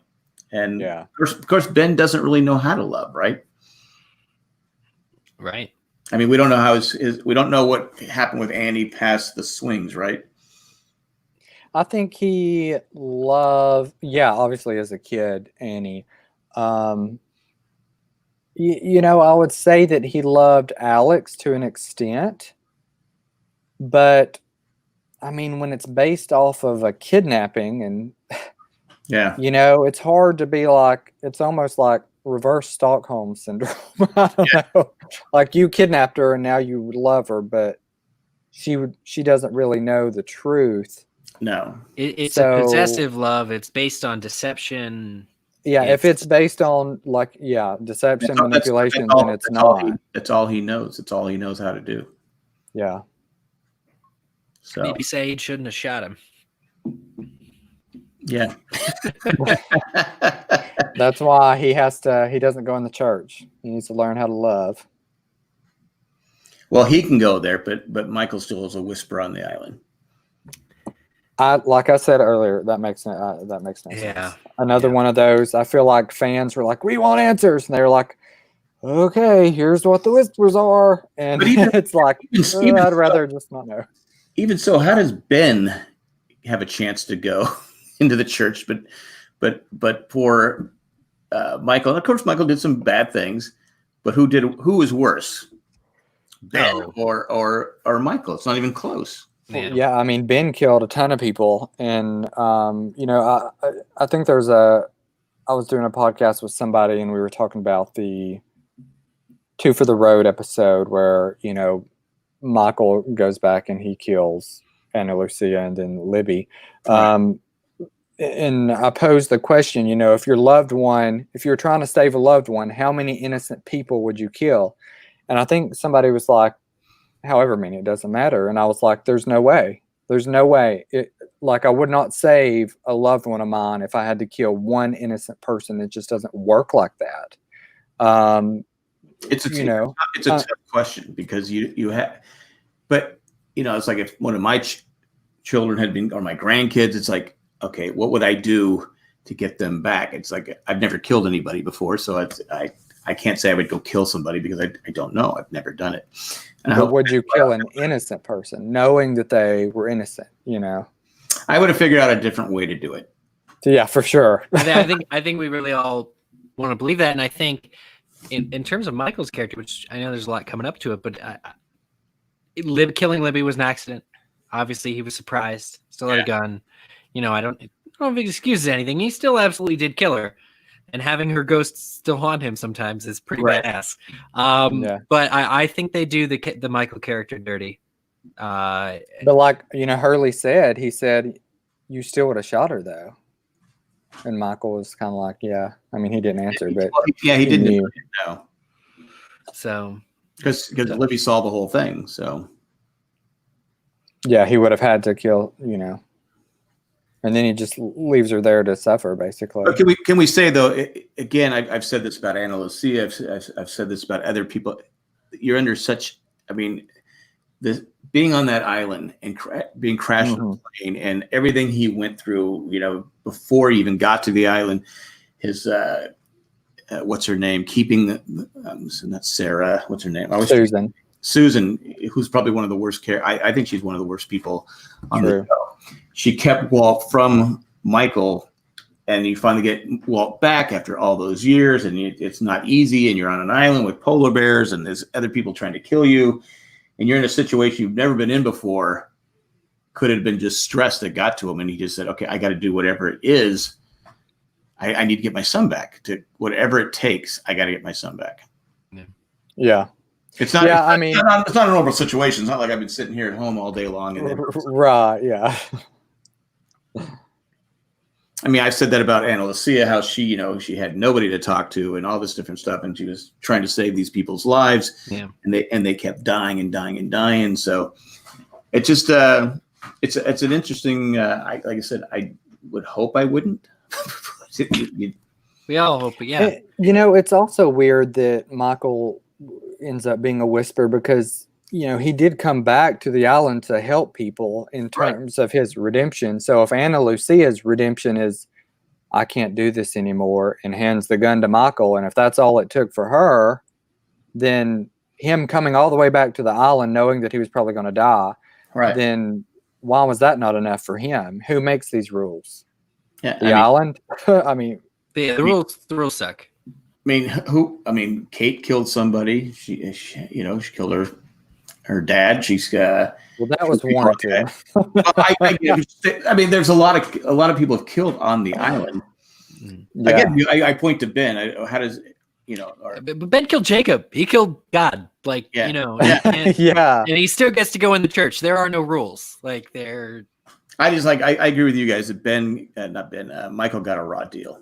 Yeah, they at least should not have done the whispers explained them the way they did. I think that was the only thing with Michael is because the everyone believes that Walt went and took over the island after Hurley and Ben or whatever it was, that maybe that Michael could talk to Walt, because that was the only explanation I could come up with, but still I think he got a raw deal. Yeah. But anything else you guys Hurley could have easily just told Walt, hey, your dad says he's sorry. They didn't have to do the whole whispers thing. No. I agree. The whispers were kind of a letdown. It was kind of like, okay. Well, I think it would have been better if they were more mysterious, or something.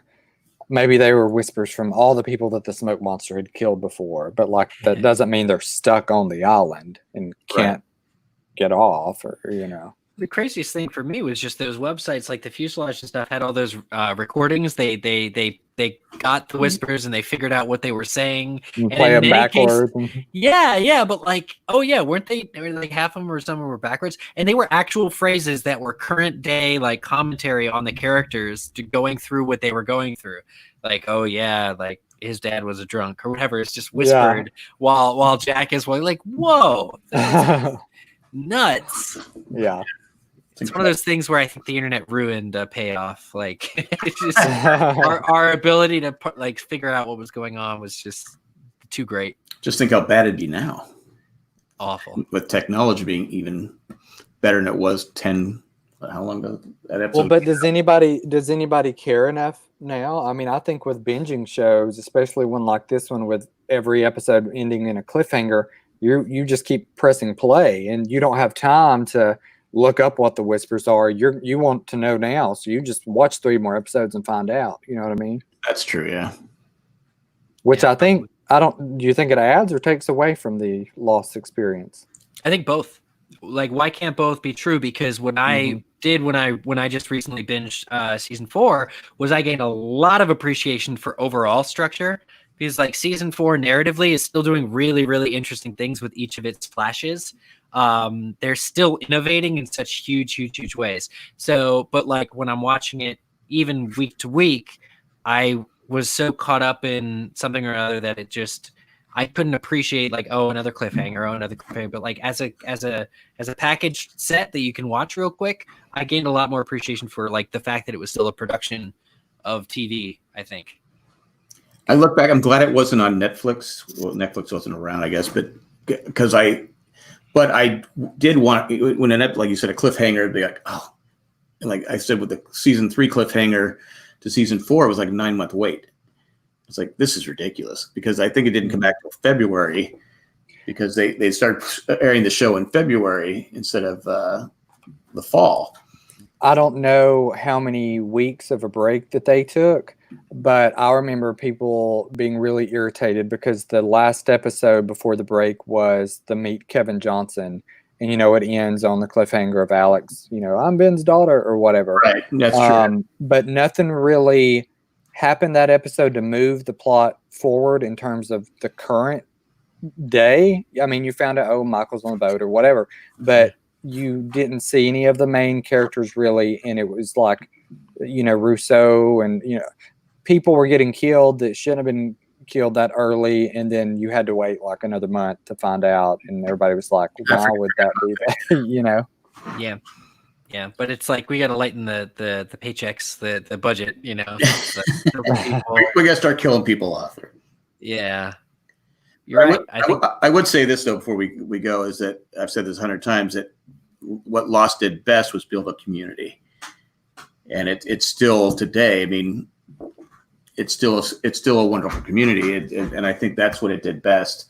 And if it was something you binge, it's like okay, and then you move on to the next show. So I don't think if it was binge, I don't think you'd have this community that's still, what has it been? It's 10 years, right? So. Yeah, Lost has some staying power, and I think that the poorly received ending of Game of Thrones has also solidified and made Lost retroactively better, right. Or retrospectively better viewed by people. People remember Lost. People remember to staying. I think it's got staying power. Is I guess what I'm saying. And it still holds up. I'm watching the episodes, and it's like everything about it is great. It still holds up, and it's not like a show where you watch and go, "Oh wow, this didn't age well."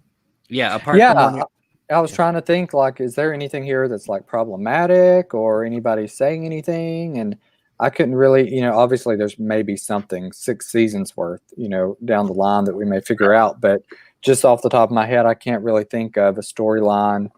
They were known for their diversity at the time. I obviously am more accepting of myself being gay. And so for the lack of, LGBTQ characters, that's going to be something that people look back at and be like, they could have easily, well, probably not easily because, the ABC probably wouldn't have allowed it at the time, but there could have been a gay character who crashed on the island and had just left his dad who was unaccepting, and you could have shown the dad off island regretting what he did and coming around.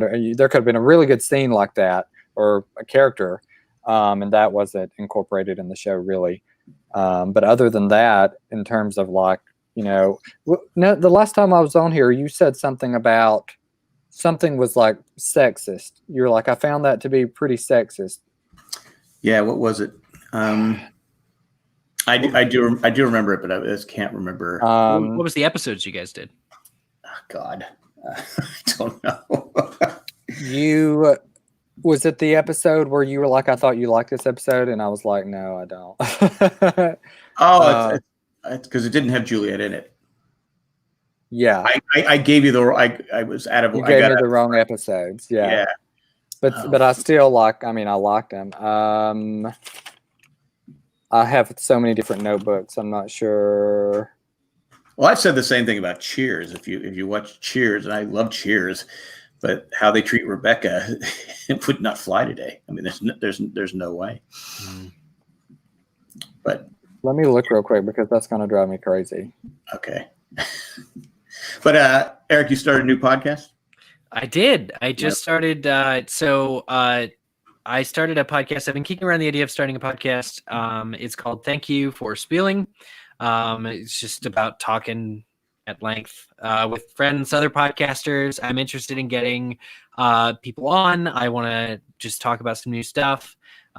Really no any one particular topic in mind, no format in mind. But I wanted something that's truly my own after years of podcasting on other podcasts with other people. So. Right. All right. I'll post a link in the show notes. I appreciate it. Yeah. The first episode we did 2 hours on The Last of Us Part 2, which is a cool new game that came out. Is actually getting flack on the internet for its diversity and representation. Really? So, really? Yeah. I think that, meaning that it actually has some of that, and is getting some backlash from people. So. It was either Enter 77, Par Avion, or Left Behind, or one of us. It was one of those. Well, there's no way the Claire episode can be sexist at all. So it's not that. No, it was he. I think you said something about some comment. I think it was like Sawyer, which is, I mean, Well, that- Sawyer, it's always Sawyer's that. way, but, mixed that's just bag. kind of who he is. Yeah. But there was was it I Law? remember saying it, but I can't remember why I said it. Yeah. If that makes sense, because I have people all the time go, "No, you remember when you said that?" I go, "No." Yeah. Anyway, it's sort of badass that B. Clue dies the way she does. That like to protect the secret or whatever. Right. But it's also shitty that she dies that way. Again, and she swallowed the Kool-Aid. I mean, But she had charisma. She had she really could have sold. She knew all that they were doing to the children and all that stuff. So it would have been a good plot thing, and she just was disposed of and never heard from again. Well, that's what I'm saying. As people on the island, the others, they just brainwashed. They believe in their cause and they're willing to die for it. So, I mean, again, what they're doing is not right, but are they technically evil? That's I guess. Yeah, Richard knows that Ben is kind of a joke. Like the fact that Locke, and this comes up over the next season or two, but Richard knows there's definitely something weird going on with Ben and that he's lost touch with Jacob or whatever. And as somebody who was appointed by Jacob, you're kind of supposed to check in and at least have a close enough eye on things that you know that Ben has never seen Jacob. That's a huge reveal. So Richard over the next season, watching him when we rewatch it and stuff, he knows Ben is not completely on the up and up, and his lack of ability to do something about it, like he humors John a couple times, but he doesn't really cause the kind of change I would wish to see coming up. Right. But I forgot, but Richard, this season he has really started to not be a Ben follower as much. He is kind of going, okay, this guy. Well, is he in this season? Mm-hmm. Giving Locke, this is the end of the last season with the break, but giving him Sawyer's file. Was it last season? I'm so confused. Yeah, last season he gave Locke the file, and I think in the finale he didn't go with Ben, or they all went somewhere else, the temple or something. I don't know. Yeah, but Richard shows up at the end of this season. He helps Kate and Sawyer in the helicopter. That's right. Yeah. Okay. That's correct. But hasn't showed up in the middle here. Okay, that's right. I'm confusing my seasons. It was season 3. Yeah, I've seen a lot of these episodes lately. So who can blame you? I really appreciate you asking me back, Jack. Oh no problem. This was a great talk. Me too. Almost 2 hours. So, and so I appreciate you guys joining me anytime. People in the chat, thanks for joining us. And I think that's all we got. You guys did kind of. I was going in with the other one was a great episode. Now it's kind of like, okay, it's just an okay episode. You kind of. No, I'm sure I'll rewatch it next time and be like, this is the greatest episode of all time. You caught me at an off watch. It was like an off watching period. Your points made sense, and I'm like going, well, they're right about that. They're right about that. I didn't even think about the damn hatches. Okay, so.